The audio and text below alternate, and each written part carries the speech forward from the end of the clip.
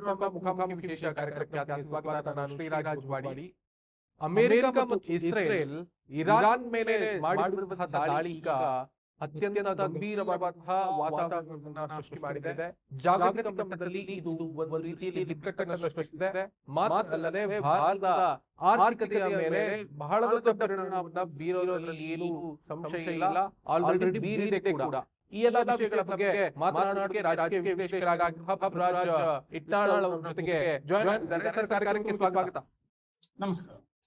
America ಈಗ ಹೇಳ್ತಾ ಇದೆ, ನಿಮ್ಮ ತೈಲಗಳನ್ನ ನೀವೇ ಖರೀದಿಸಿ, ನಾನು ಅದಕ್ಕೆ ಬರೋದಿಲ್ಲ ಅನ್ನುವಂತಹ ಫ್ರಸ್ಟ್ರೇಷನ್ ಅಮೆರಿಕಕ್ಕೆ ಬಂದು ಹೋಗಿದೆ. ಈಗ ಅಮೆರಿಕದ ಮಿತ್ರ ಪಕ್ಷಗಳು ಕೂಡ ಅಮೆರಿಕಕ್ಕೆ ಸಪೋರ್ಟ್ ಮಾಡ್ತಾ ಇಲ್ಲ. ಏಕಾಂಗಿಯಾಗಿ ಈಗ ಕಣದಲ್ಲಿದೆ. ಮೋರ್ ದನ್ 60 to 62% ಕೊಲ್ಲಿ ರಾಷ್ಟ್ರಗಳಿಂದ ಕ್ರೂಡ್ ಆಯಿಲ್ ಗಳನ್ನ ನಾವು ಪರ್ಚೇಸ್ ಮಾಡ್ತಾ ಇದ್ವಿ. ಬಟ್ ಈಗ ಅದರ ಮೇಲೆ ಗಂಭೀರವಾದ ಪರಿಣಾಮ ಬೀರಿದೆ. ಇದಕ್ಕೆ ಭಾರತದ ಅಂತಾರಾಷ್ಟ್ರೀಯ ರಾಜತಾಂತ್ರಿಕ ಒಂದು ವೈಫಲ್ಯ ಸ್ಪಷ್ಟವಾಗಿ ಕಾಣ್ತಾ ಇದೆ. ಇದರ ಬಗ್ಗೆ ನಿಮ್ಮ ಫಸ್ಟ್ ರಿಯಾಕ್ಷನ್ ಏನು ಅಂತ? ಭಾರತದ ವಿದೇಶಾಂಗ ನೀತಿ ಇತ್ತೀಚಿನ ದಿನಗಳಲ್ಲಿ ಹಾದಿ ತಪ್ಪಿ ಹೋಗಿರೋದನ್ನ ಬಹಳ ಸ್ಪಷ್ಟವಾಗಿ ನಾವು ನೋಡಬಹುದು ಇಲ್ಲಿ. ಯಾಕಂದ್ರೆ ನಮ್ಮ ಪ್ರಧಾನಮಂತ್ರಿಗಳು ಇಸ್ರೇಲಿಗೆ ಹೋಗಿ ಇಸ್ರೇಲ್ ಅಲ್ಲಿನ ಸಂಸತ್ತಿಗೆ ಹಾಜರಿ ಕೊಟ್ಟು ಸಂಸತ್ತಿನಲ್ಲಿ ಹೇಳ್ತಾರೆ, ಭಾರತ ನಮ್ಮ ಮಾತೃಭೂಮಿ ಮತ್ತು ಇಸ್ರೇಲ್ ನಮ್ಮ ಪಿತೃಭೂಮಿ ಅಂತ. ಅದು ಹಾಗೆ ಹೇಳಿದ 3 ದಿವಸಗಳಲ್ಲೇ ಇಲ್ಲಿ ಯುದ್ಧ ಆಗಿ ಶುರು ಆಗುತ್ತೆ. ಇಸ್ರೇಲ್ ಇರಾನ್ ಮೇಲೆ ಅಟ್ಯಾಕ್ ಮಾಡ್ತದೆ. ಅಮೆರಿಕ ಮತ್ತು ಇಸ್ರೇಲ್ 2 ದೇಶ ಸೇರಿಕೊಂಡು ಅಲ್ಲಿಗೆ ಭಾರತದ ಒಂದು ಅಲಿಪ್ತ ನೀತಿ ಇದೆಯಲ್ಲ, ಅದು ಹೋಗಿಬಿಡ್ತು. ಅವಾಗ ನಾವೀಗ ನ್ಯೂಟ್ರಲ್ ಆಗಿ ಕಾಣ್ತಾ ಇಲ್ಲ. ಈ ಇಡೀ ಒಂದು ಯುದ್ಧ ಸನ್ನಿವೇಶದಲ್ಲಿ ನಾವು ಒಬ್ಬ ನ್ಯೂಟ್ರಲ್ ಆಗಿ ಕಾಣ್ತಾನೆ ಇಲ್ಲ. ನಾವು ಅಮೆರಿಕ ಮತ್ತು ಇಸ್ರೇಲ್ ಪರವಾಗಿ ಕಾಣ್ತಿದ್ದೇವೆ. ಅಷ್ಟೇ ಅಲ್ಲ, ನಾವು ಅಮೆರಿಕ ಮತ್ತು ಇಸ್ರೇಲ್ ಹೇಳಿದ ರೀತಿನೇ ಮಾತಾಡ್ತಿದ್ದೇವೆ. ಈಗ ಅನೇಕ ದೇಶಗಳು ನಿನ್ನೆ ಇಟಲಿ ಸೇರಿಕೊಂಡು, ಇಟಲಿ, ಫ್ರಾನ್ಸ್, ಸ್ಪೇನ್ ಇತ್ಯಾದಿ ದೇಶಗಳು ಕೇವಲ ವಾಯು ನೆಲೆಗಳು ಮಾತ್ರ ಅಲ್ಲ, ತನ್ನ ದೇಶದ ಮೇಲಿನ ವಾಯು ಪ್ರದೇಶದಲ್ಲೂ ಕೂಡ ಅಮೆರಿಕದ ಯುದ್ಧ ವಿಮಾನಗಳು ಹಾರಾಡಬಾರದು ಅಂತ ಕರಾರು ಮಾಡಿದಾವೆ. ಈ ಎಲ್ಲ ದೇಶಗಳು ನೇಟೋ ದೇಶಗಳು ಇವು. ಯಾಕೆ ಹಾಗೆ ಹೇಳಿದ್ರು? ಯಾಕೆ ಅಂದ್ರೆ ಈ ಅಮೆರಿಕದ ಯುದ್ಧ ಇದೆಯಲ್ಲ, ಅಮೆರಿಕ ಮತ್ತು ಇಸ್ರೇಲ್ ಯುದ್ಧ, ಇರಾನಿನ ಮೇಲೆ ಇದೊಂದು ಅನೈತಿಕ ಯುದ್ಧ. ಅದರಲ್ಲೂ ಅಮೆರಿಕ ಅಂತೂ ಸಂಪೂರ್ಣವಾಗಿ ಎಲ್ಲ ಅಂತಾರಾಷ್ಟ್ರೀಯ ಕಾನೂನುಗಳನ್ನ ಗಾಳಿಗೆ ತೂರಿ ಈ ಯುದ್ಧಕ್ಕೆ ಹೊರಟಿದೆ. ಅದೇ ಸದಸ್ಯವಾಗಿರುವ ನೇಟೋ ಕೂಡ, ನೇಟೋ ಒಪ್ಪಂದಕ್ಕೂ ಕೂಡ ವಿರೋಧವಾಗಿದೆ ಅಮೆರಿಕದ ನಡೆ. ನೇಟೋ ಏನ್ ಹೇಳ್ತದೆ? ನಾರ್ತ್ ಅಟ್ಲಾಂಟಿಕ್ ಟ್ರೀಟಿ ಆರ್ಗನೈಸೇಷನ್ ಅದರ ಚಾರ್ಟರ್ ಏನ್ ಹೇಳ್ತದೆ? ಸದಸ್ಯ ರಾಷ್ಟ್ರಗಳ ಮೇಲೆ ಬೇರೆ ದೇಶ ದಾಳಿ ಮಾಡಿದಾಗ ಅದರ ರಕ್ಷಣೆಗೆ ಸದಸ್ಯ ರಾಷ್ಟ್ರಗಳು ಹೋಗ್ಬೇಕು ಅಂತ. ನೀವು ಬೇರೆ ದೇಶದ ಮೇಲೆ ದಾಳಿ ಮಾಡಿದಾಗ, ನೀವು ಇನ್ನೊಂದು ದೇಶ ಆಕ್ರಮಣ ಮಾಡಿದಾಗ ನಿಮ್ಮ ಜೊತೆಯಲ್ಲಿ ನಾವೆಲ್ಲ ದಂಡೆತ್ತಿ ಹೋಗಿ ಆ ದೇಶಗಳನ್ನು ನಿರ್ಣಯ ಮಾಡಬೇಕು ಅಂತ ನೇಟೋ ಒಪ್ಪಂದದಲ್ಲಿ ಇಲ್ಲ. ಅದಕ್ಕೆ ನೇಟೋ ದೇಶಗಳು ಬರ್ತಾ ಇಲ್ಲ. ಅದಕ್ಕೆ ಟ್ರಂಪ್ಗೆ ಈ ತರದ ಒಂದು ಒಂದು ಹತಾಶೆ, ಈ ಎಲ್ಲ ಮಾತುಗಳು ಹತಾಶೆಯಿಂದ ಬರ್ತಾ ಇದ್ದಾವೆ.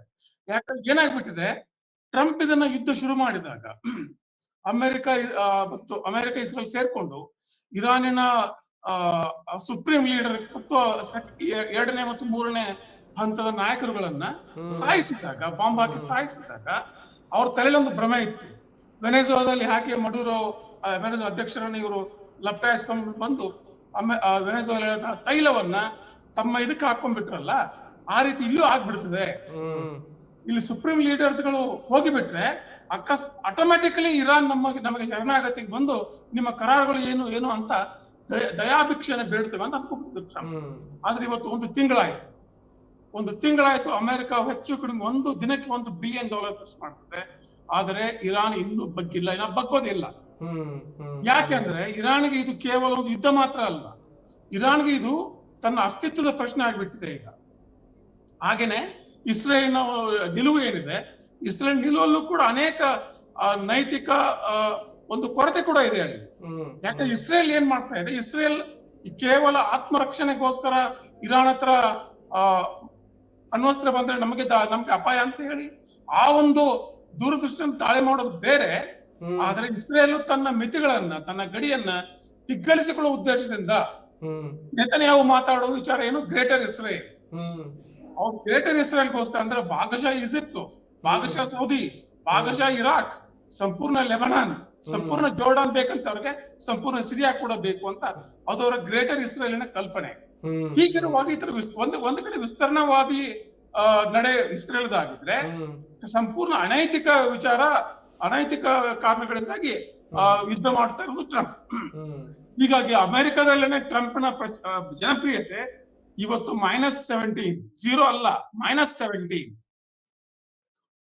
ಆ ಒಂದು ಒತ್ತಡಕ್ಕೆ ಒಳಗಾಗಿನೇ ಟ್ರಂಪ್ ಹೇಳ್ತಾ ಇದ್ದಾರೆ, ನಾನು ಇಷ್ಟಕ್ಕೆ ಯುದ್ಧವನ್ನು ಬಿಟ್ಟು ಹೋಗ್ಬಿಡ್ತೇನೆ, ನಿಮ್ಮ ತೈಲವನ್ನು ನೀವೇ ನೋಡ್ಕೊಬಿಡಿ ಅಂತ ಹೇಳಿ. ಅಧ್ಯಕ್ಷರು ಈಗ ನಡೆದುಕೊಳ್ತಾ ಇರುವಂತಹ ರೀತಿಯನ್ನ ಗಮನಿಸಿದ್ರೆ, ಈ ಹಿಂದೆ ಬ್ರಿಟಿಷರು ಬೇರೆ ಬೇರೆ ದೇಶಗಳ ಮೇಲೆ ದಾಳಿ ಮಾಡಿ ಅಲ್ಲಿ ತಮ್ಮ ಪಾರುಪತ್ಯವನ್ನ ಹೇಗೆ ನಡೆಸಿದ್ರೋ ಅದೇ ರೀತಿಯಲ್ಲಿ ವಸಾಹತುಶಾಹಿ ಧೋರಣೆಯ ಮುಖೇನವಾಗಿ ಅಮೆರಿಕ ಬೇರೆ ಬೇರೆ ದೇಶಗಳು ಎಲ್ಲಿ ತೈಲ ಸಂಪನ್ಮೂಲ ಹೆಚ್ಚಿದೆಯೋ ಆ ದೇಶಗಳನ್ನ ತನ್ನ ವಶದಲ್ಲಿ ಇಟ್ಟುಕೊಳ್ಳಬೇಕು ಅನ್ನುವಂತಹ ದೃಷ್ಟಿಯಲ್ಲಿ ಈ ರೀತಿಯಾದಂತಹ ಪ್ರಯತ್ನವನ್ನ ಮಾಡೋದ್ರ ಮುಖೇನಾಗಿ ವೆನೆಜುವೆಲಾದಲ್ಲಿ ಒಂದು ಮಟ್ಟಿಗೆ ಸಕ್ಸಸ್ ಆದ್ರೂ ಕೂಡ ಈಗ ಇರಾನ್ ಮೇಲೆ ದಾಳಿ ಮಾಡೋದಕ್ಕೆ ಹೋಗಿ ಅಲ್ಲಿನ ತೈಲ ಘಟಕಗಳು ಮತ್ತು ತೈಲ ಸಂಪನ್ಮೂಲಗಳು ತನ್ನಲ್ಲಿ ಉಳಿಬೇಕು, ತನ್ನ ಪಾರುಪತ್ಯದಲ್ಲಿ ಇರಬೇಕು ಅನ್ನುವಂತಹ ದೃಷ್ಟಿಯಲ್ಲಿ ಮಾಡಿರುವಂತಹ ದಾಳಿ ಇದೆಯಲ್ಲ, ಅದು ಕಂಪ್ಲೀಟ್ ಉಲ್ಟ ಹೊಡೆದ ಹಾಗೆ ಕಾಣಿಸ್ತಾ ಇದೆ. ಬಹುಶಃ ಇಡೀ ಜಗತ್ತು ಇವತ್ತು ಅನುಭವಿಸ್ತಾ ಇರುವಂತಹ ಬಿಕ್ಕಟ್ಟಿಗೆ ನೇರವಾಗಿ ಅಮೆರಿಕ, ಇಸ್ರೇಲ್ ಮುಖ್ಯವಾಗಿ ಕಾರಣ ಆಗಿದೆ ಅನ್ನೋದ್ರಲ್ಲಿ ಏನು ಅನುಮಾನ ಇಲ್ಲ ಅಂತ ಅನ್ಸುತ್ತೆ. ಅಬ್ಸಲ್ಯೂಟ್ಲಿ ಏನಾಗ್ಬಿಟ್ಟಿದೆ, 70ರ ದಶಕದಲ್ಲಿ ಅಮೆರಿಕ ಮತ್ತು ಸೌದಿ ಅರೇಬಿಯಾ ಒಂದು ಅಗ್ರಿಮೆಂಟ್ ಮಾಡ್ಕೊಡ್ತಾರೆ ಫಾರ್ ಪೆಟ್ರೋಡಾಲರ್. ಅಂದ್ರೆ ನಾವು ತೈಲವನ್ನ, ನಮ್ಮಲ್ಲಿ ಕ್ರೂಡ್ ಆಯಿಲ್ ಅನ್ನ ನಾವು ಡಾಲರ್ಗೆ ಮಾತ್ರ ಮಾರ್ತೇವೆ, ಬೇರೆ ಯಾವುದೇ ಕರೆನ್ಸಿಗೂ ಮಾರೋದಿಲ್ಲ ಅಂತ ಒಂದು ಅಗ್ರಿಮೆಂಟ್ ಆಗುತ್ತೆ.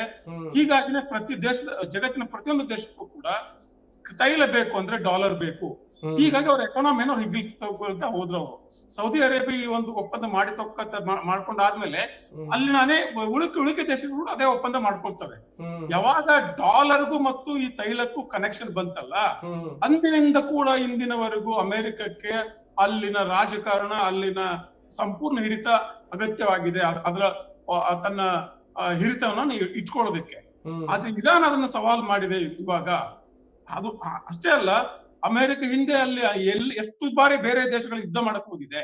ಅದು ವಿಯೆಟ್ನಾಂ ಆಗಿರ್ಲಿ, ಅದು ಅಫ್ಘಾನಿಸ್ತಾನ ಆಗಿರ್ಲಿ, ಅಥವಾ ಇರಾಕ್ ಆಗಿರ್ಲಿ, ಎಲ್ಲ ಸಂದರ್ಭಗಳಲ್ಲೂ ಅಮೆರಿಕಗೆ ಅವಮಾನವೇ ಆಗಿದೆ.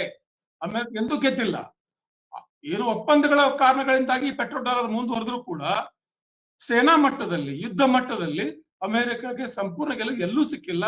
ಅದರ ಸೈಡ್ ಎಫೆಕ್ಟ್, ಆಫ್ಟರ್ ಎಫೆಕ್ಟ್ ಇಂದ ಅಮೆರಿಕಗೆ ನಷ್ಟ ಆಗಿದೆ. ವಿಯೆಟ್ನಾಂ ಅಲ್ಲಿ ಹೋದ ತಕ್ಷಣ ಅಮೆರಿಕದಲ್ಲಿ ದಂಗೆ ಹೇಳಕ್ ಶುರು ಆಯ್ತು. ಅಮೆರಿಕದ ವಿದ್ಯಾರ್ಥಿಗಳು ಬೀದಿಗೆ ಬಂದ್ರು. ಅಲ್ಲಿ ಅನೇಕ ದಂಗೆಗಳು ನಡೆದ್ಬಿಟ್ಟು ಆ ಕಾಲದಲ್ಲಿ. ಅದಾದ್ಮೇಲೆ ಅಫ್ಘಾನಿಸ್ತಾನ ಬಂದಾದ್ಮೇಲೆ ಅಫ್ಘಾನಿಸ್ತಾನ ಬೈ ಪ್ರಾಡಕ್ಟ್ ಏನು, ತಾಲಿಬಾನ್ ಮತ್ತು ಅಲ್ ಖೈದಾ. ಇರಾಕ್ ಅಲ್ಲಿ ಏನಾಯ್ತು, ಇರಾಕ್ ಅಲ್ಲಿ ಸಂಪೂರ್ಣ ಮುಖಭಂಗ ಆಯ್ತು. ಈಗ ಮತ್ತೊಂದು ಮುಖಭಂಗಕ್ಕೆ ಅಮೆರಿಕ ಸಿದ್ಧವಾಗಿದೆ. ಈಗ ಎಷ್ಟು ಸೋಚಿಗದ ವಿಚಾರ ಅಂದ್ರೆ, ಈ ಯುದ್ಧ ಏನ್ ಆಗ್ತಾ ಇದೆ ಇವತ್ತು, ಯುದ್ಧದ ಉದ್ದೇಶಗಳೇನು ಅನ್ನೋದ್ರ ಬಗ್ಗೆ ಯಾರಿಗೂ ಒಮ್ಮತನೇ ಇಲ್ಲ. ಇಲ್ಲಿ ಟ್ರಂಪ್ ಒಂದು ಬೇರೆ ಮಾತಾಡ್ತಾರೆ. ಟ್ರಂಪ್ ನ ಸೇನಾ ಸೆಕ್ರೆಟರಿ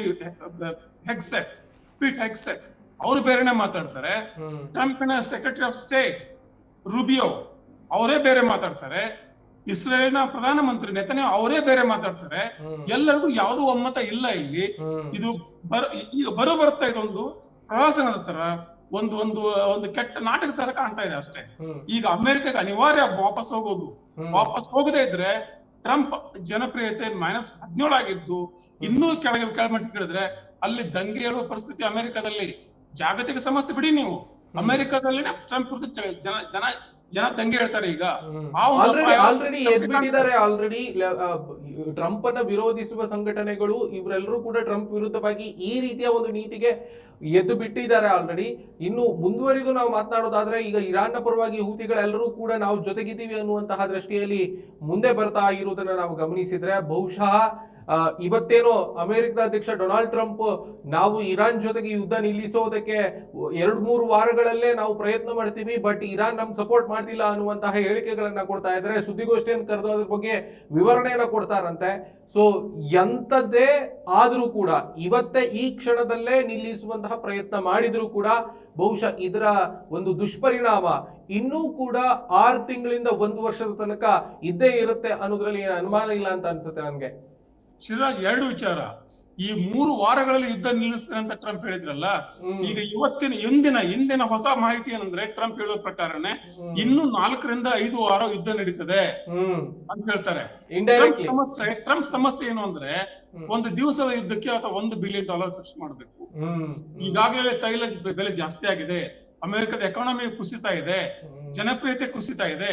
ಇದು ಒಂದು ಭಾಗ ಆದ್ರೆ, ಇವತ್ತೇ ಅಕಸ್ಮಾತ್ ಯುದ್ಧ ನಿಂತೋಗ್ಬಿಟ್ರೆ, ಯಾವುದೇ ಒಂದು ಪವಾಡ ಸದೃಶವಾದ ಒಂದು ಸಂಧಾನ ಅಥವಾ ಯಾವ್ದೋ ಒಂದು ಒಮ್ಮತದಿಂದ ಯುದ್ಧ ಇವತ್ತೇ ನಿಂತೋಗ್ಬಿಟ್ರೆ, ಇರಾನ್ ಮತ್ತು ಕೊಲ್ಲಿ ರಾಷ್ಟ್ರಗಳಲ್ಲಿ ಇರುವ ತೈಲ ನಿಕ್ಷೇಪಗಳು, ತೈಲ ಸ್ಥಾವರಗಳು, ತೈಲ ಬಾವಿಗಳು ಅವೆಲ್ಲ ಮತ್ತೆ ಮುಂಚಿನ ಒಂದು ಪ್ರೊಡಕ್ಟಿವಿಟಿ ಲೆವೆಲ್ಗೆ ಬರಬೇಕು ಅಂದ್ರೆ ಕನಿಷ್ಠ ಪಕ್ಷ 5 ವರ್ಷ ಬೇಕು. ಇವತ್ತೇ ನಿಂತು ಹೋದ ಕೂಡ ನಾಳೆನೇ ಪರಿಹಾರ ಆಗುದಿಲ್ಲ ಸಮಸ್ಯೆ. ಅಲ್ಲಿನ ತೈಲ ಬಾವಿಗಳು ಮತ್ತು ಆಯಿಲ್ ಫ್ಯಾಸಿಲಿಟಿಗಳನ್ನ ಮತ್ತೆ ಒರಿಜಿನಲ್ ಎಕ್ಸ್ಟ್ರಾಕ್ಷನ್ ಲೆವೆಲ್ಗೆ, ಆ ಎಫಿಷಿಯನ್ಸಿಗೆ, ಹಿಂದಿನ ಸಾಮರ್ಥ್ಯಕ್ಕೆ, ಆ ಒಂದು ಕೆಪಾಸಿಟಿಗೆ ಮತ್ತೆ ತರಬೇಕಂದ್ರೆ 5 ವರ್ಷ ಬೇಕು.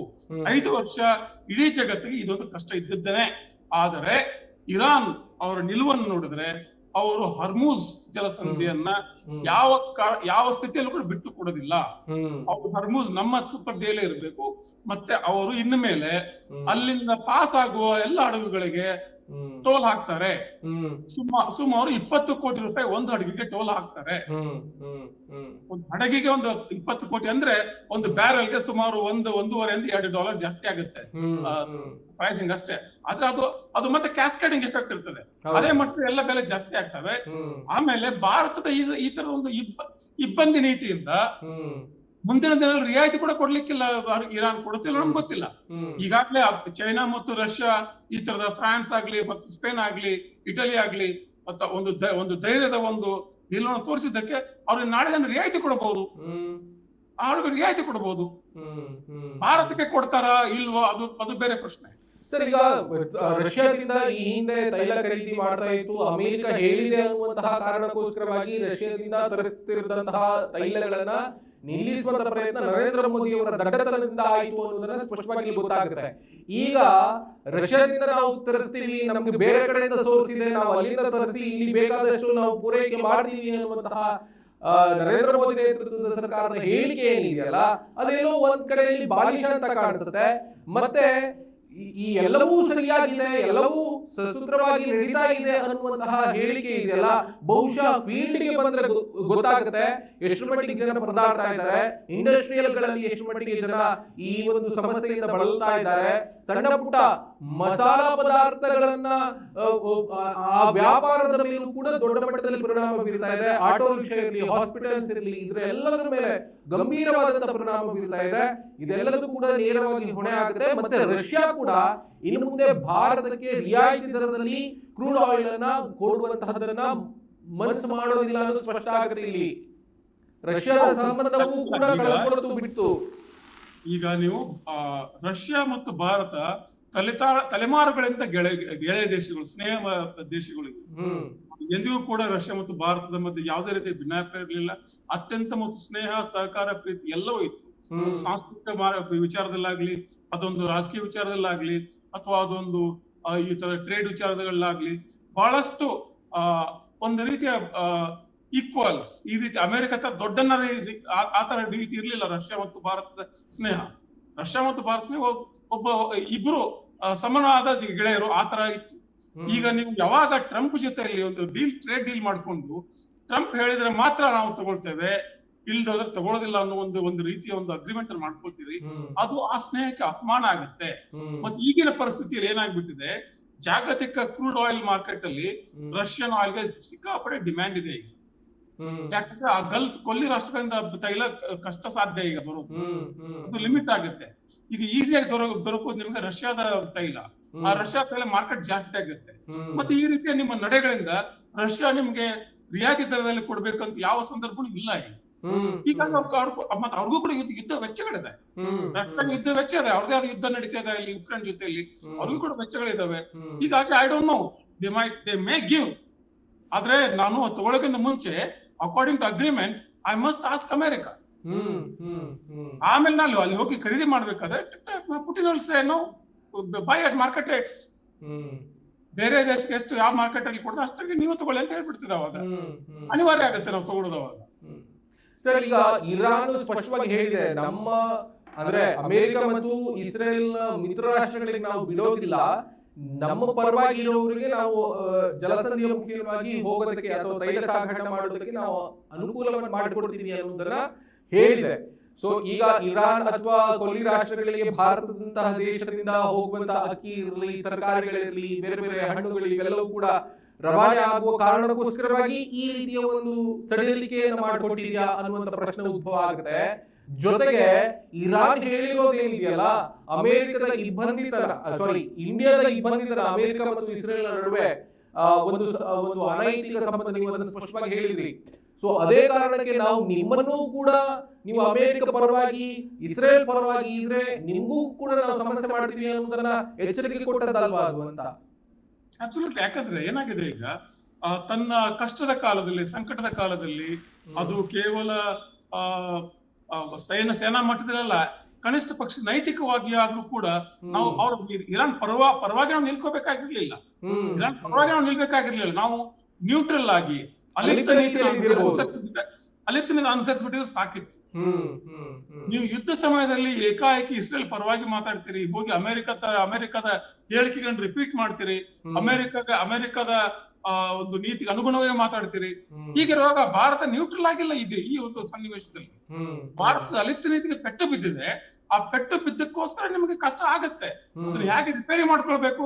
ಯಾಕೆ ಇರಾನ್ಗೂ ಕೂಡ ಗೊತ್ತಿದೆ, ಈ ದೇಶದ ಒಂದು ಒಂದು ಒಂದು ದೊಡ್ಡ ಸಮುದಾಯ, ಒಂದು ದೊಡ್ಡ ಒಂದು ಚಿಂತಕರ ಒಂದು ಸಮುದಾಯ ಮತ್ತು ಅನೇಕ ರಾಜಕಾರಣಿಗಳ ಸಮುದಾಯ ಇರಾನ್ ಪರವಾಗಿ ಇದೆ, ಅಥವಾ ಒಂದು ಅಲಿಪ್ತ ನೀತಿಯವನಿಗೆ ಇವತ್ತಿಗೂ ಕೂಡ ಅನುಸರಿಸಬಲ್ಲದು ಅನ್ನೋ ಒಂದು ವಿಶ್ವಾಸ ಕೂಡ ಇದೆ. ಆ ಸ್ನೇಹವನ್ನು Iran ನೆನಪಿಟ್ಕೊಂಡಿರ್ತದೆ.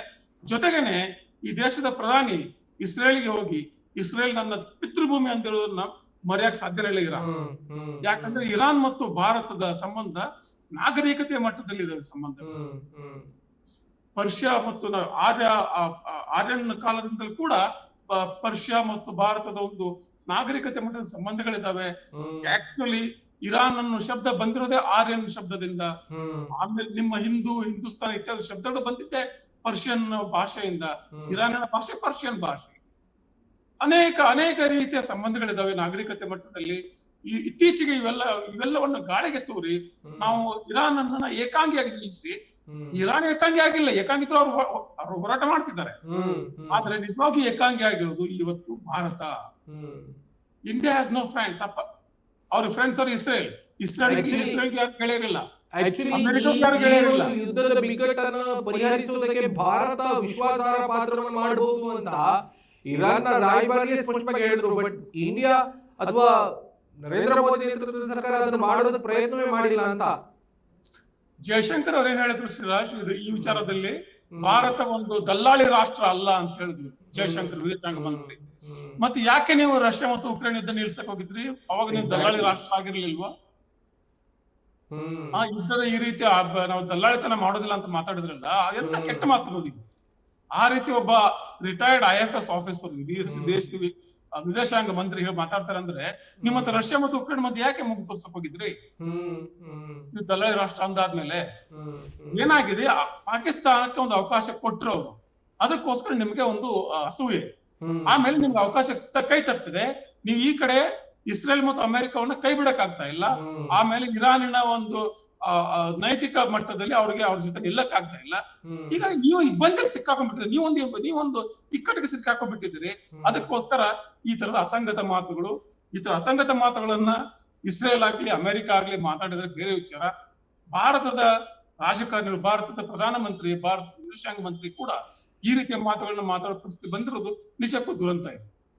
How does it affect to all the field ಅನ್ನುವಂತಹ ಪ್ರಶ್ನೆ ಉದ್ಭವ ಆದಂತಹ ಸಂದರ್ಭದಲ್ಲಿ ಈಗ ರೂಪಾಯಿ ಮೌಲ್ಯ ಕುಸಿತ ಆಗ್ತಾ ಇದೆ, ಹಣದುಬ್ಬರ ಆಗ್ತಾ ಇದೆ, GDP ಮತ್ತೆ ಕುಸಿತ ಆಗೋದ್ರಲ್ಲಿ ಏನು ಅನುಮಾನ ಇಲ್ಲ.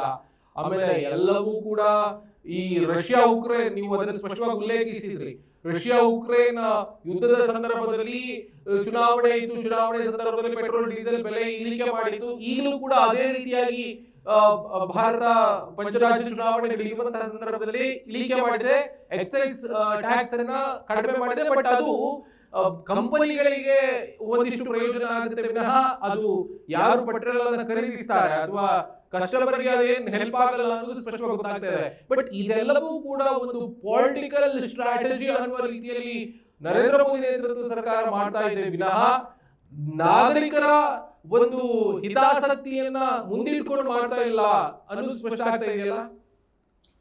ಅದೇನು ಎಕ್ಸೈಸ್ ಡ್ಯೂಟಿಯನ್ನ ಕೇಂದ್ರ ಸರ್ಕಾರ ಕಡಿಮೆ ಮಾಡಿದ್ದು ಅದ್ರ ಉದ್ದೇಶನೇ ಕಂಪನಿಗಳಿಗೆ ಒಂದು ರಿಲೀಫ್ ಕೊಡೋಣ ಅಂತ ಹೇಳಿ, ಗ್ರಾಹಕನಿಗೆ ಒಂದು ಲಾಭ ಸಿಗ್ಲಿ ಅಂತ ಅದ್ರ ಉದ್ದೇಶ ಇರ್ಲೇ ಇಲ್ಲ. ಹೀಗಾಗಿ ಅದು ವ್ಯರ್ಥ, ಅದು ಬಿಡಿ. ಆದ್ರೆ ಇಲ್ಲಿ ನಾವು ಮಾತಾಡ್ಬೇಕಾದ್ರೆ ಈ ಒಂದು ಯುದ್ಧ ಸನ್ನಿವೇಶದಿಂದ ಯುದ್ಧ ನಿಂತರೂ ಕೂಡ ಈ ತೈಲ ಮತ್ತು ಇತ್ಯಾದಿಗಳು ವಿಚಾರಗಳ ಮಾತಾಡೋದಾದ್ರೆ ಅದು ಕೇವಲ ಪೆಟ್ರೋಲ್, ಡೀಸೆಲ್, ಗ್ಯಾಸ್ ಮಾತ್ರ ಸಮಸ್ಯೆ ಆಗೋದಿಲ್ಲ. ಪೆಟ್ರೋಲಿಯಂ ಪ್ರಾಡಕ್ಟ್ಸ್, ಪೆಟ್ರೋಲಿಯಂ ಉತ್ಪಾದನೆ ಒಂದು ಹತ್ತಿದಾವೆ, ಇನ್ಕ್ಲೂಡಿಂಗ್ ಟಾರು, ರೋಡಿಗೆ ಹಾಕೋ ಟಾರು, ಪ್ಲಾಸ್ಟಿಕ್ ಎಲ್ಲ ಕೂಡ ಅಫೆಕ್ಟ್ ಆಗುತ್ತೆ. ಒಂದಲ್ಲ ಎರಡಲ್ಲ, ಒಂದು 10 ಪ್ರಾಡಕ್ಟ್ ಅಫೆಕ್ಟ್ ಆಗುತ್ತೆ, ಅಲ್ಲಿಂದ ನಮ್ಗೆ ಲಭ್ಯ ಆಗುವುದು. ಆಮೇಲೆ ನಾವು ಇಲ್ಲಿಂದ ರಫ್ತು ಮಾಡೋ ನಮ್ಮ ತರಕಾರಿಗಳು ರೈತರಿಗೆ ತೊಂದರೆ ಆಗುತ್ತೆ. ಹಣ್ಣು ಹಂಪಲ ತರಕಾರಿ ಬೆಳೆಯುವ ರೈತರಿಗೆ ಅವರ ಮಾರುಕಟ್ಟೆ ಬಿದ್ದೋಗುತ್ತೆ. ಅದಕ್ಕೆ ಕೆಲವು ರೈತರು ಇವತ್ತು ಅನೇಕ ಬೆಳೆಗಳನ್ನ ತಾವೇ ನಾಶ ಮಾಡ್ತಿದ್ದಾರೆ. ತಾವು ಬೆಳೆದ ಕಲ್ಲಂಗಡಿ, ಹೂಕೋಸು ಇತ್ಯಾದಿ ತಾವೇ ಟ್ರ್ಯಾಕ್ಟರ್ಗಳನ್ನ ಓಡಿಸಿ ತಮ್ಮ ಜಮೀನಿನ ಮೇಲೆ ನಾಶ ಮಾಡ್ತಿದ್ದಾರೆ. ಯಾಕಂದ್ರೆ ಬೆಲೆ ಇಲ್ಲ. ಹೀಗಾಗಿ ಇದಕ್ಕೆಲ್ಲವನ್ನು ಇದೆಲ್ಲವನ್ನು ಹೇಗೆ ನೀವು ನಿಭಾಯಿಸ್ತೀರಿ ಅನ್ನೋದಕ್ಕೆ ಯಾವ ಪರಿಹಾರಗಳು ಕೂಡ ಕೇಂದ್ರ ಸರ್ಕಾರ ನೀಡ್ತಾ ಇಲ್ಲ. ಮೋದಿ ಸಾಹೇಬರು ಸಂಸತ್ತಿನಲ್ಲಿ ಹೇಳಿದ್ದು ಒಂದೇ ಒಂದು ಮಾತು, ಕೋವಿಡ್ ತರದ ಸ್ಥಿತಿಯನ್ನು ನಾವು ಮತ್ತೆ ಎದುರಿಸೋಕೆ ತಯಾರಾಗಬೇಕು ಅಂತ. ಸಂಕಟವನ್ನು ಎದುರಿಸೋಕೆ ತಯಾರಾಗಿ ಅಂತ ಹೇಳೋದಕ್ಕೆ ಪ್ರಧಾನಮಂತ್ರಿಗಳು ಯಾಕೆ ಬೇಕು? ಸಂಕಟವನ್ನು ಹೀಗೆ ನಿಭಾಯಿಸಬೇಕು ಅಂತ ಹೇಳೋದಕ್ಕೆ ಪ್ರಧಾನಮಂತ್ರಿಗಳು ಬೇಕಾ? ಸಂಕಟವನ್ನು ಎದುರಿಸಿ ಅಂತ ಹೇಳೋದಕ್ಕೆ ಪ್ರಧಾನಮಂತ್ರಿಗಳು ಬೇಕಾ? ಇಲ್ಲಿಯೂ ಕೂಡ ಅನೇಕ ಜನರಿಗೆ ಅದು ಎಂತ ಹಾರ್ಡ್ಕೋರ್ ಬೆಂಬಲಿಗರಾಗ್ಲಿ, ಪ್ರಧಾನಮಂತ್ರಿ ಮೋದಿಗಾಗ್ಲಿ ಅಥವಾ ಅವರ ಪಕ್ಷದ ಬೆಂಬಲಿಗರಾಗ್ಲಿ, ಅವ್ರಿಗೂ ಕೂಡ ಕಷ್ಟ ಬರ್ತದೆ ಅಲ್ವಾ? ಅವ್ರಿಗೂ ಏನೋ ನಾನು ಮೋದಿ ಭಕ್ತ, ಬಿಜೆಪಿ ಸದಸ್ಯ ಡಿಸ್ಕೌಂಟ್ ಅಲ್ಲಿ ಕೊಡಲ್ಲ.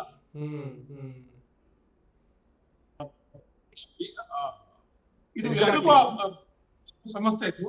ಇದಕ್ಕೋಸ್ಕರ ಸಮಗ್ರವಾದ ಒಂದು ಯೋಜನೆ ಬೇಕಾಗುತ್ತೆ. ಅದು ಸದ್ಯಕ್ಕಂತೂ ನಾನು ಕಾಣ್ತಾ ಇದ್ದೀನಿ. ಬ್ಯಾರೆಲ್ಗೆ ಆಲ್ರೆಡಿ ಈಗ 120 ತನಕ ಬಂದ್ಬಿಟ್ಟಿದೆ ಡಾಲರ್. ಸೊ ಅಷ್ಟರ ಮಟ್ಟಿಗೆ ಏರಿಕೆ ಆಗ್ತಾ ಇದೆ. ಅದೆಲ್ಲವೂ ಕೂಡ ಇಲ್ಲಿನ ಎಲ್ಲ ಕೈಗಾರಿಕೆಗಳಿರ್ಲಿ ಅಥವಾ ಕೃಷಿಗಿರ್ಲಿ ಅಥವಾ ಬೇರೆ ಬೇರೆ ಸೆಕ್ಟರ್ಸ್ ಗಳಲ್ಲಿ ಏನೆಲ್ಲ ಇದೆ ಅದೆಲ್ಲದಕ್ಕೂ ಕೂಡ ಎಫೆಕ್ಟ್ ಆಗುತ್ತೆ. ಬೆಲೆ ಏರಿಕೆ ಮತ್ತೆ ಏರೋದ್ರಲ್ಲಿ ಅನುಮಾನ ಇಲ್ಲ. ಮತ್ತೆ ನಿರುದ್ಯೋಗವೂ ಕೂಡ ಸೃಷ್ಟಿ ಆಗುತ್ತೆ ಅನ್ನೋದು ಸ್ಪಷ್ಟವಾಗಿ ಕಾಣಿಸ್ತಾ ಇದೆ. ಈಗ ಹೋಟೆಲ್ ಉದ್ಯಮಗಳೆಲ್ಲವೂ ಕೂಡ ಒಂದು ಹಂತಕ್ಕೆ ಡೌನ್ ಆಗಿದೆ. ಸೊ ಅಲ್ಲಿ ಬೇರೆ ಬೇರೆ LPG ಇರಲಿ ಅಥವಾ ಬೇರೆ ಬೇರೆ ಸಮಸ್ಯೆಗಳು ಎದುರಾಗ್ತಾ ಇದೆ. ಕೆಲವೊಂದಿಷ್ಟು ಬೆಂಗಳೂರು ಅನ್ನುವಂತಹ ಒಂದು ರಾಜಧಾನಿಯನ್ನೇ ತೆಗೆದುಕೊಂಡ್ರೆ ಅನೇಕ ಹೋಟೆಲ್ಗಳು ಮುಚ್ಚುವಂತಹ ಪರಿಸ್ಥಿತಿ ನಿರ್ಮಾಣ ಆಗಿದೆ. ಸೊ ಅದು ಬೆಂಗಳೂರಿಗೆ ಮಾತ್ರ ಸೀಮಿತ. ಇಡೀ ದೇಶದಾದ್ಯಂತ ಗಮನಿಸಿದ್ರೆ ಅಥವಾ ಬೇರೆ ಬೇರೆ ಭಾಗಗಳಲ್ಲಿ ನಾವು ಪೆಟ್ರೋಲ್ಗಾಗಿ ಕಾಯ್ತಾ ಇರೋದು, CNG ಗಾಗಿ ಕಾಯ್ತಾ ಇರುವಂತಹ ದೃಶ್ಯಗಳನ್ನ ಗಮನಿಸಿದ್ರೆ ಬಹುಶಃ ಇದು ತುಂಬಾ ದೊಡ್ಡ ಎಫೆಕ್ಟ್ ಅನ್ನ ಮಾಡುತ್ತೆ ಅನ್ನೋದ್ರಲ್ಲಿ ಏನು ಅನುಮಾನ ಇಲ್ಲ ಅಂತ ಅನ್ಸುತ್ತೆ. ಸರ್ಕಾರ ನಮ್ಮಲ್ಲಿ ಎಲ್ಲವೂ ಕೂಡ ತಯಾರಿದೆ, ಎಲ್ಲವೂ ಕೂಡ ಪೂರೈಕೆ ಮಾಡುವಷ್ಟು ನಮ್ಮಲ್ಲಿ ಲಭ್ಯ ಇದೆ ಅನ್ನೋದನ್ನ ಪದೇ ಪದೇ ಮಾಧ್ಯಮಗಳ ಹೇಳಿಕೆ ಮುಖೇನವಾಗಿ ಕೊಟ್ಟು ಜನರನ್ನ ಮತ್ತೆ ಸಂಕಷ್ಟಕ್ಕೆ ಮಾಡ್ತಾ ಇದೆ ಅನ್ನೋದ್ರಲ್ಲಿ ಏನು ಅನುಮಾನ ಇಲ್ಲ. ಏನಾಗಿದೆ ಈಗ ಈ ಕಳೆದ ಕೆಲವು ವರ್ಷಗಳಲ್ಲಿ, ಕಳೆದ ಒಂದು 7-8 ವರ್ಷಗಳಲ್ಲಿ ಇಡೀ ಇಂಡಿಯಾದ ಎಕಾನಮಿಗೆ ಬಿದ್ದ ಮಹಾನ್ ದೊಡ್ಡ ದೊಡ್ಡ ಹೊಡೆತಗಳು ಅಂದ್ರೆ ಒಂದು ಡಿಮಾನಿಟೈಸೇಷನ್, ಆಮೇಲೆ ನಿಮ್ಮ ಈ ಕೋವಿಡ್ ಒಂದು ವಿಚಾರದಲ್ಲಿ, ಅದಾದ ನಂತರ ಈ ಒಂದು ಯುದ್ಧ ಸನ್ನಿವೇಶದಿಂದ ಹಣದುಬ್ಬರ ಮತ್ತು ಡೀಸೆಲ್ ಮತ್ತು ಪೆಟ್ರೋಲ್ ಬೆಲೆ ಜಾಸ್ತಿ ಆಗಿ ಅದ್ರ ಜೊತೆಗೆ ಇಲ್ಲಿ ರಫ್ತು ಕಡಿಮೆ ಆಗಿ ಅದರಿಂದಾಗಿ ಉಂಟಾಗ ಹಣದುಬ್ಬರ ಮತ್ತೆ ನಿರುದ್ಯೋಗ, ಇದೆಲ್ಲವನ್ನು ನೋಡಿದ್ರೆ ದೇಶಕ್ಕೆ ಮುಂದೆ ಬಹಳ ಪ್ರಕ್ಷುಬ್ಧ ದಿನಗಳು ಕಾಯ್ದಿವೆ ಅಂತ ಅನ್ಸುತ್ತೆ. ಸರ್, ಮುಖ್ಯವಾಗಿ ಈ ತರದ್ದು ರೂಪಾಯಿ ಮೌಲ್ಯ ಕುಸಿದಂತಹ ಸಂದರ್ಭದಲ್ಲಿ ಈಗ 94-95 ಅದರ ಏರಿಳಿತದಲ್ಲಿದೆ. ಇನ್ನೊಂದು ಸ್ವಲ್ಪ ದಿನಗಳಲ್ಲಿ 100 ಮುಟ್ಟಿದ್ರು ಕೂಡ ಏನು ಆಶ್ಚರ್ಯ ಪಡಬೇಕಾಗಿಲ್ಲ. ಸೊ ಇಂತಹ ಸಂದರ್ಭದಲ್ಲಿ RBI ಮಧ್ಯಪ್ರವೇಶ ಮಾಡುವುದರ ಮುಖೇನವಾಗಿ ಆಮದು ರಫ್ತು ಇದರಲ್ಲಿ ಏನಾದ್ರೂ ಬದಲಾವಣೆ ತಂದು ಅದನ್ನ ಮತ್ತೆ ಸರಿಪಡಿಸುವಂತಹ, ಚೇತರಿಸಿಕೊಳ್ಳುವಂತಹ ಪ್ರಯತ್ನವನ್ನ ಮಾಡೋದಾದ್ರೆ ಅದು ಯಾವ ರೀತಿಯಾಗಿ ಪ್ರಕ್ರಿಯೆ ಇರುತ್ತೆ ಅಥವಾ ಅದು ಹೆಂಗ್ ನಡೆಯೋದಕ್ಕೆ ಸಾಧ್ಯ ಇದೆ ಈ ಸಂದರ್ಭದಲ್ಲಿ, ಈ ಬಿಕ್ಕಟ್ಟಿನಲ್ಲಿ ಅಂತ ಹೇಳೋದಾದ್ರೆ? ಈ ಒಂದು ರೂಪಾಯಿ ಬೆಲೆ ಏನಿದೆಯಲ್ಲ ಅಗೇನ್ಸ್ಟ್ ಡಾಲರ್ ಎದುರು ರೂಪಾಯಿ ಬೆಲೆ ಏನಿದೆಯಲ್ಲ ಅದು it is decided by market forces. ಈ balance of payment balance of trade ವಿಚಾರದಲ್ಲಿ ಆಟೋಮೆಟಿಕ್ ಡಿಸೈಡ್ ಆಗುತ್ತೆ. ಅದಕ್ಕೆ RBI ಬಂದು ಅದಕ್ಕೇನೋ ಜಾಸ್ತಿ ಮತ್ತೊಂದಿನ ಮಾಡಿ ಇನ್ನೂ ಸ್ವಲ್ಪ ಕಷ್ಟ ಆಗುತ್ತೆ. ಅದು 100 ದಾಟೋದಂತೂ ಖಂಡಿತ, ಅದು 100 ದಾಟೋದು ಖಂಡಿತ. ಆಮೇಲೆ ಅದ್ರ ಆಚೆ ಯುವರ್ ಏನಂತಾರೆ ರಿಯಲ್ ವ್ಯಾಲ್ಯೂ ಎಕ್ಸ್ಪೋರ್ಟ್ಸ್ ನಿಮ್ಗೆ ಹೇಗಿದೆ ಅದು ಇಂಪಾರ್ಟೆಂಟ್ ಆಗುತ್ತೆ. ಎಕ್ಸ್ಪೋರ್ಟ್ ಜಾಸ್ತಿ ಆದ್ರೆ ನಿಮ್ಗೆ ರುಪಿ ವ್ಯಾಲ್ಯೂ ಸ್ವಲ್ಪ ರಿಕವರ್ ಆಗ್ಬೋದೇನೋ, ಆದ್ರೆ ಅದಾಗದೆ ಹೊರತು ಇದು ಕಷ್ಟ. ಬ್ಯಾಲೆನ್ಸ್ ಆಫ್ ಪೇಮೆಂಟ್ ಹೀಗೆ ಉಳ್ಕೊಂಡ್ಬಿಟ್ರೆ, ಸಾರಿ ಬ್ಯಾಲೆನ್ಸ್ ಆಫ್ ಟ್ರೇಡ್ ಹೀಗೆ ಉಳ್ಕೊಂಡ್ಬಿಟ್ರೆ ಕಷ್ಟ ಆಗುತ್ತೆ. ಆಮೇಲೆ ಅದರಿಂದ ಉಂಟಾಗುವ ಅದಷ್ಟೇ ಅಲ್ಲ, ಈ ಡಾಲರ್ ಇದ್ರ ಬಗ್ಗೆ ಮಾತಾಡಿದ್ವಲ್ಲ, ತೈಲದ ಪರ್ ಬ್ಯಾರೆಲ್, ಈ ಬ್ರೆಂಟ್ ಆಯಿಲ್ ನಿಮಗೆ $200 ಹೋಗೋದ್ರಲ್ಲಿ ನನಗೇನು ಆಶ್ಚರ್ಯ ಅನ್ಸೋದಿಲ್ಲ. $200 ಪರ್ ಡಾಲರ್ ವರೆಗೂ ಹೋಗುತ್ತೆ. ಇನ್ನು 4-5 ವಾರ ಟ್ರಂಪ್ ಹೇಳಿದ ತರ ಯುದ್ಧ ನಡೆದ್ರೆ, ಟ್ರಂಪ್ ಹೇಳಿದ 4-5 ವಾರ ನಡೆದ್ರೆ 200 ಗ್ಯಾರಂಟಿ ದಾಟುತ್ತೆ. ಅದಕ್ಕೋಸ್ಕರನೇ ಅನೇಕ ಆಯಿಲ್ ಕಂಪನಿಗಳ ಸ್ಟಾಕ್ ಇದೆಲ್ಲ, ಸ್ಟಾಕ್ ಮಾರ್ಕೆಟ್ ಅಲ್ಲಿ ಅದರ ಬೆಲೆ ಏರ್ತಾನೆ ಇದೆ. ಒಂದು ಮಟ್ಟದಲ್ಲಿ ಇದು ಒಂದು ಮಾನವ ಮತ್ತು ಈ ಒಂದು ಆರ್ಥಿಕ ದುರಂತ ಆದ್ರೆ, ಇನ್ನು ಕೆಲ ಮಟ್ಟದ ವ್ಯಾಪಾರಿಗಳಿಗೆ ಇದು ಬಹಳ ಲಾಭದಾಯಕ. ಸ್ಟಾಕ್ ಮಾರ್ಕೆಟ್ ಅಲ್ಲಿ ತುಂಬಾ ಬದಲಾವಣೆಗಳು ಆಗ್ತಾ ಇದಾವೆ, ಬ್ಯಾಂಕಿಂಗ್ ವ್ಯವಸ್ಥೆ ತುಂಬಾ ಬದಲಾವಣೆ ಆಗ್ತಾ ಇದಾವೆ, only to benefit the few. ಗೊತ್ತಾಗ್ತಾ ಇದೆ ಇದು ಇಂಡಿಯಾದಲ್ಲಿ ಬೇರೆ ಕಡೆಯಿಂದ ಬಂದು ಇಲ್ಲಿ ಇನ್ವೆಸ್ಟ್ ಮಾಡಿದಂತಹ ಕಂಪನಿಗಳು ಮತ್ತೆ ಭಾರತ ಬೇರೆ ಕಡೆಗೆ ಹೋಗಿ ಇನ್ವೆಸ್ಟ್ ಮಾಡಿದಂತಹ ಕಂಪನಿಗಳ ಮೇಲೂ ಕೂಡ ಮತ್ತೆ ಅಲ್ಲಿ ದುಡಿಯುವಂತಹ ವರ್ಗದವರಿಗೂ ಕೂಡ ಎಫೆಕ್ಟ್ ಆಗುತ್ತೆ. ಅವರ ಸ್ಯಾಲರಿ ಇರಲಿ, ಅವರ ಜೀವನ ಪದ್ಧತಿ ಇರಲಿ, ಇದೆಲ್ಲದೂ ಕೂಡ ದೊಡ್ಡ ಮಟ್ಟಕ್ಕೆ ಹೊಡೆತ ಅನ್ನೋದ್ರಲ್ಲಿ ಏನು ಅನುಮಾನ ಇಲ್ಲ. ಈ ಒಂದು ಯುದ್ಧದ ಪರಿಣಾಮವಾಗಿ ಅಥವಾ ನರೇಂದ್ರ ಮೋದಿ ಅವರು ಇಂಡೈರೆಕ್ಟ್ಲಿ ಯುದ್ಧವನ್ನು ಪ್ರೀತಿಸಿರೋದಕ್ಕೋಸ್ಕರವಾಗಿ ಇದು ಜನರನ್ನ, ನಾಗರಿಕರನ್ನ ಸಂಕಷ್ಟಕ್ಕೆ ತಳ್ಳುತ್ತಾ ಇದೆ ಅನ್ನೋದ್ರಲ್ಲಿ ಏನು ಅನುಮಾನ ಇಲ್ಲ ಅಂತ ಅನ್ಸುತ್ತೆ. ಸರ್, ಇಷ್ಟೊತ್ತು ನಮ್ಮ ಜೊತೆಗೆ ಇದು ಈ ಒಂದು ಮಧ್ಯಪ್ರಾಚ್ಯ ಬಿಕ್ಕಟ್ಟಿನ ಬಗ್ಗೆ ವಿವರವಾಗಿ ನೀವು ವಿಶ್ಲೇಷಿಸಿರುವುದಕ್ಕೆ ಅತ್ಯಂತ ಪ್ರೀತಿಯ ಧನ್ಯವಾದಗಳು ಈ ದಿನ .com ಪರವಾಗಿ. ನಮಸ್ಕಾರ. ಇದಾಗಿತ್ತು ಈ ಹೊತ್ತಿನ ಈ ದಿನ .com ನ ವಿಶೇಷ. ಮತ್ತಷ್ಟು ವಿಶೇಷ ಮತ್ತು ಮಾಹಿತಿಗಾಗಿ ನೋಡ್ತಾ ಈ ದಿನ .com. ನಮಸ್ಕಾರ.